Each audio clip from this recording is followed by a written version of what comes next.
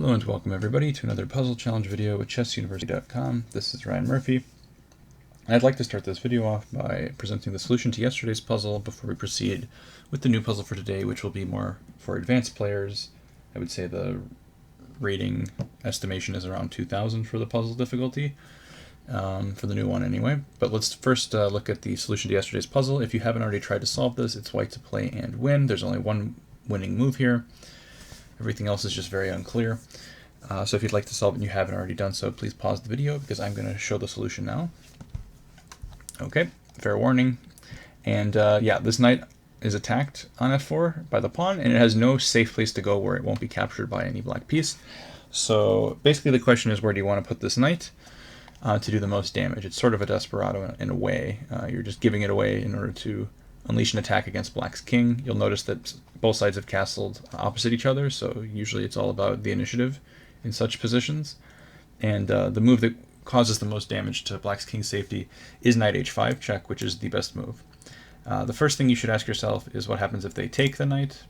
That should be the most critical line to check. And here, as long as you see that queen g5 is good and it leads to forced checkmate, that's all you need to see. Other moves are actually not so clear. For example, in the game, this check was given, and then after king f6, black would have been able to escape. And that's the distinction. If queen g5 check, the king is not allowed to run to f6. The king is forced onto the side of the board where it will be checkmated rather quickly. So for example, if king h7, you can threaten mate by both queen takes h5 and queen g7, and the combination of these two threats is too much to stop. If the king goes to h8 instead, you first take on h5 with check. You could also go queen h6. These both mate. I mean, pretty much everything mates here.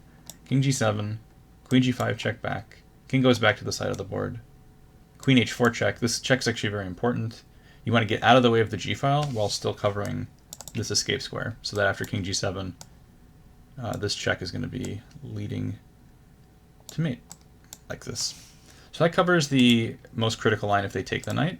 And of course, if they don't take the knight, we're already very happy because we've saved our piece. We're up a piece, but more than that, we're going to be winning a lot of material or giving checkmate. So for example, if king goes to either g8 or h7, we're going to give knight f6 check and pick off the queen. If the king goes here, we're going to give queen h6 check, and then we're going to give one of two different checkmates, either this one or this one. And that pretty much covers all the legal moves. So no matter what black does, we can see that white either gets overwhelming material advantage or delivers mate. So knight h5 is completely winning for those reasons. So with that solution out of the way, we can now move on to our new puzzle, which, as I said, is one of the harder ones of the week since we're in the weekend. This comes from one of my Blitz games against a friend, and yeah, it's white to play and win here. This is a 3+2 game, I should say, so both sides were getting pretty low at this point. I remember I calculated the concept, but I didn't appreciate the evaluation of the resulting position. But it is white to play and win here. Anyway, so we're going to restart the game, go to the beginning, and see how the game developed up to this point. And then you guys can try to solve this one. If you want rewards points on ChessUniversity.com as credit for solving this, please do check out the link in the YouTube description, which will take you to the official puzzle post where you can make that comment. You can also, of course, comment on YouTube with other YouTubers, share your ideas, ask questions. Just engage with the community and try to solve this one. It's pretty cool. It's a nice idea. The combination itself isn't even I guess the biggest part of figuring this one out. It's more about analyzing the resulting position and trying to figure out exactly how it's working, and that it does win for white. Okay, so this game began as a French defense.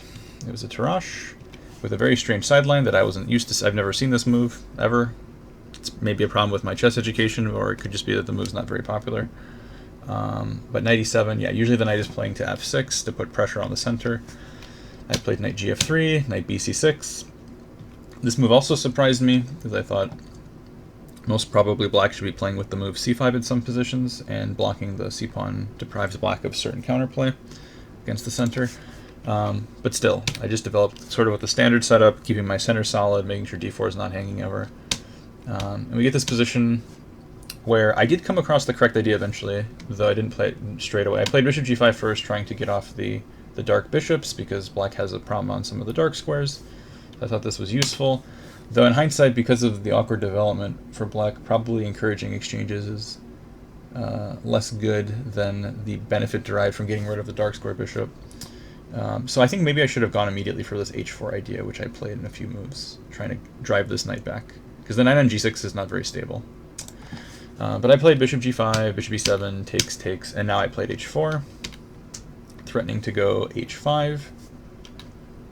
This position is already pretty uncomfortable for black. The computer spits out the move f5, but I don't fully understand what this does, and to me it just looks like a horribly weakening move, so I'm just going to say this is a silly computer move, where the computer doesn't understand what it's doing.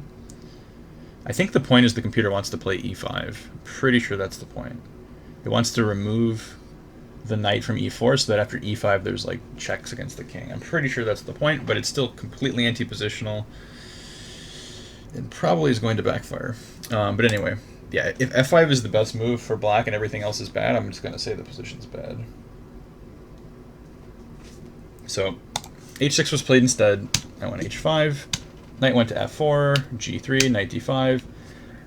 I put the bishop on d3. Putting the bishop on g2 is also very reasonable. Knight f6, queen to e2, takes, bishop d7, and then here my next move is really dumb. I played knight e5, of course overlooking that after the knight trade I can't take back with the pawn because of bishop c6. I was hoping to have pressure against b7, but that's pretty foolhardy, so I actually have to take back with the queen, which is less than ideal. And then after castles, bishop e4, f6, queen a5, a6, protecting the pawn. I long castled here. I could have also tried a short castle and then play for like b4, a4, and a pawn storm, but I went long, and after e5 I traded, and then queen takes I think was a pretty big mistake, because this structure and this endgame should be good for white, just because the e5 pawn is potential weakness in the endgame, and the bishop on e4 is much stronger than the bishop on d7. So these factors already give white some advantage. I played rook d5, attacking the pawn and looking to double, and then we reach this position, which is the start of the puzzle. So if you guys want to take a look at it and try to solve it, that'd be great. And make sure to ask any questions in the comments below. Thanks for watching, and I'll see everyone tomorrow with another puzzle.